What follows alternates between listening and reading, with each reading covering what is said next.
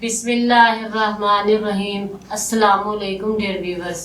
आज हम अजहर नाम का मतलब और उसकी कुछ बुनियादी मालूमात लेकर आपकी खिदमत में हाजिर हुए हैं। तो चलिए बढ़ते हैं अपने आज के टॉपिक अजहर की जानिब। अजहर की इब्तदाई तारीख अरबी ज़बान से मिलती है। जिनसी तौर पर यह नाम लड़कों के लिए इस्तेमाल किया जाता है।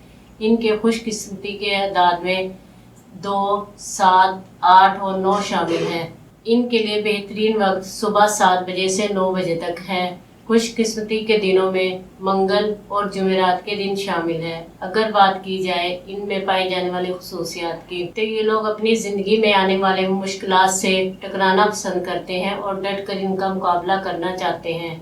इनके लिए हाकिम सियारा मरीख है। खुशकिस्मती की धातों में तांबा और लोहा शामिल है।